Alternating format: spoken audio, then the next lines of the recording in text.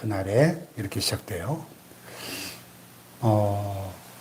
본문에 이 그날에 라는 표현이 자주 반복되는데 2절에도 그날에 4절에도 그날에 그날은 언젠가요?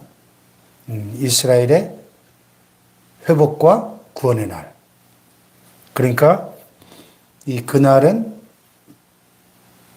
아직 성취되지 않은 미래에 속한 예언인 것이죠. 그래서 어제도 말씀드렸지만은 다윗의 족속과 예루살렘 주민, 그것은 문자 그대로 하나님의 택한 이스라엘 백성을 가리킨다 그랬어요. 교회는 이스라엘이 아니고 이스라엘은 교회가 아닌 거죠.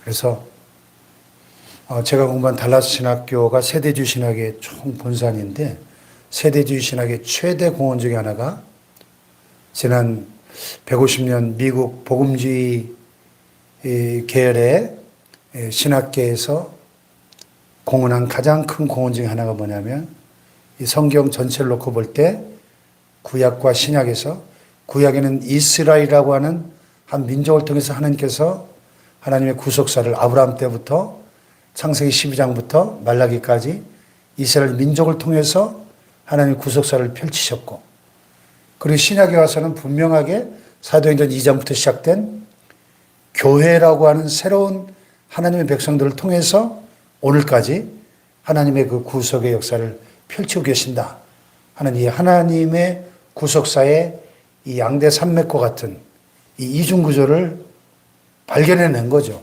세대주의 신학에서. 그래서 그 세대마다 하나님께서 특별한 구원의 섭리를 가지고 역사에 오셨다는 사실을 이 세대주의 신학이 밝혀낸 것이고, 그것은 참 너무나 중요한 통찰이고, 그래서 이스라엘은 교회가 될 수 없고 교회는 이스라엘이 될 수 없다는 것을 그동안의 잘못된 대체 신학에서 이스라엘 하나님 버리셨기 때문에, 이스라엘이 끝났기 때문에 이제는 교회가 이스라엘 역할을 대체하는 것이다 하는 그 대체 신학자들의 주장이 잘못되었다는 것을 지적한 거죠. 올바른 것이고. 그래서 그렇다면 이 오늘 본문과 같은 이런 예언이 해석이 되는 거죠.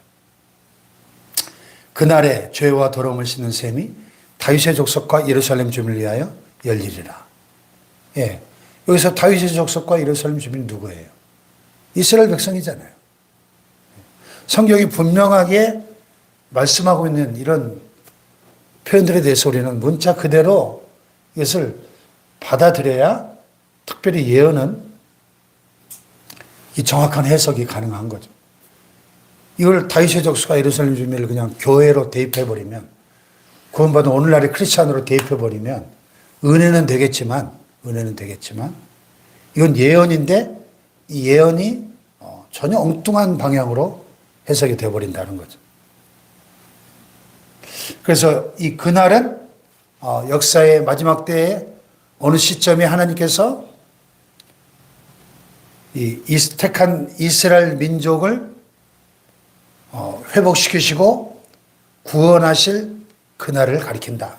이렇게 보는 것이 정확한 해석일 것입니다.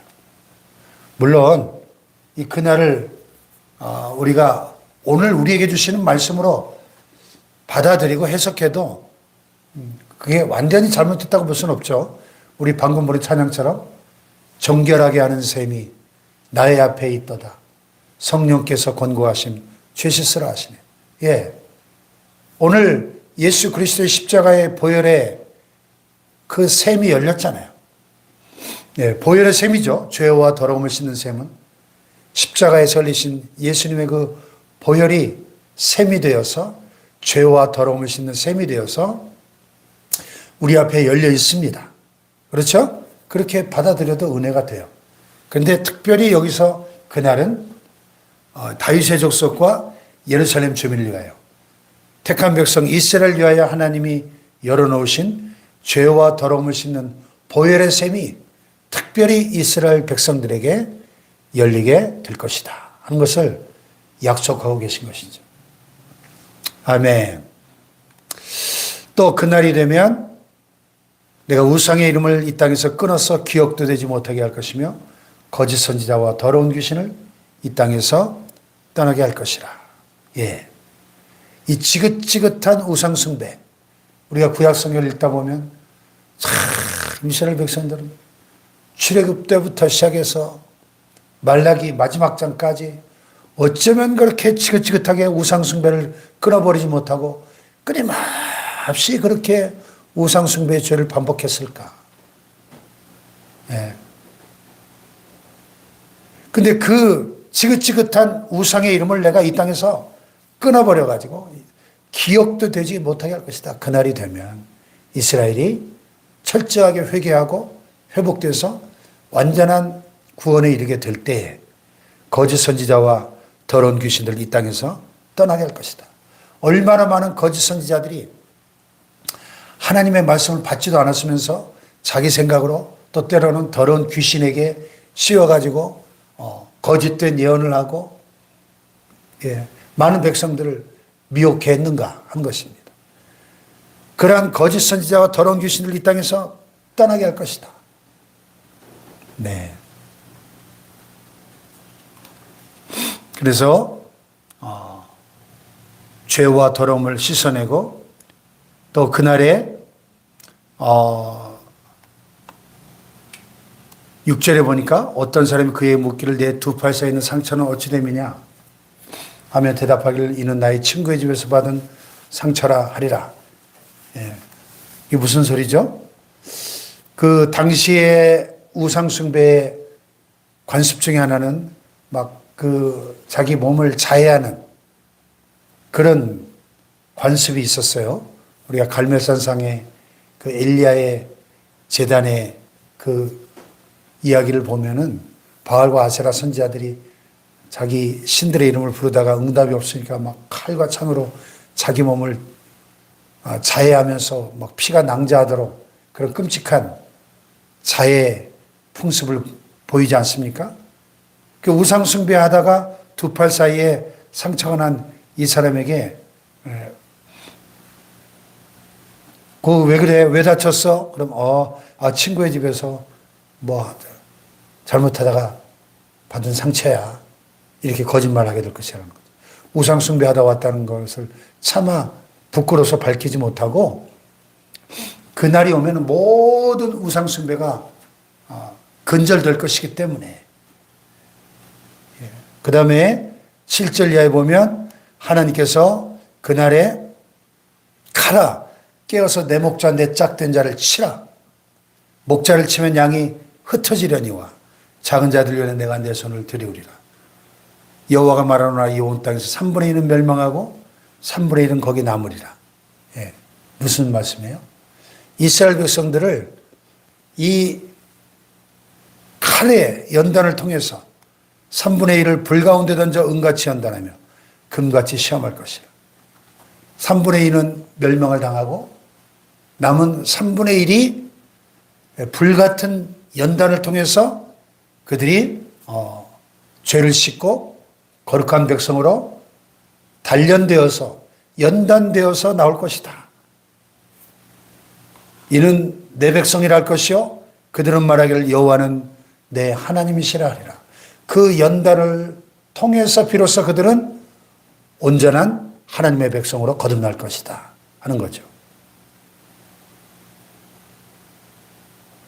불 가운데 던져 은같이 연단하며 금같이 시험할 것이다. 이 불같은 연단. 오늘도 하나님의 백성들에게 때로 하나님께서 이런 불같은 연단, 시험을 허락하시죠. 그 연단을 통해서 우리는 우리 안에 있는 모든 죄와 더러운 것들을 씻어내고 용광로 속에서 금과 은이 불순물이 다 녹아 없어지고 순도 100%의 금과 은으로 재련되어 나오는 것처럼 그렇게 하나님의 백성들이 욥이 고백한 것처럼 내가 가는 길을 오직 그가 하시나니 그가 나를 단련하신 후에는 내가 정금같이 나오리라. 정금같이. 오늘 하나님의 가장 큰 관심은 우리의 마음이, 우리의 속사람이, 우리의 믿음이 순금과 같이 정금같이 그렇게 연단되기를 원하십니다. 할렐루야. 깨끗한 믿음으로 불순물이 포함되지 않은 순도 100%의 정금과 같은 믿음으로 욥과 같이 연단하기를 원하신다는 겁니다.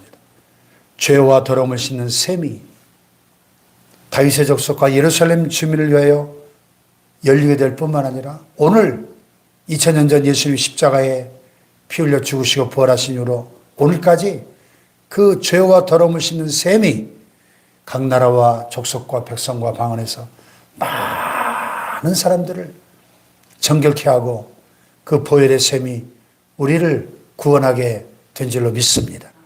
할렐루야. 네. 그래서 오늘도 우리는 이 보혈의 능력을 믿습니다.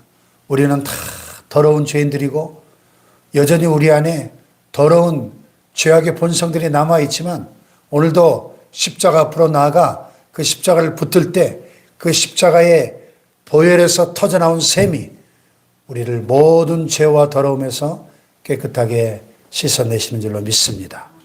그 보혈의 능력으로 이 하루도 승리하시기를 축복합니다. 기도하십시다. 우리를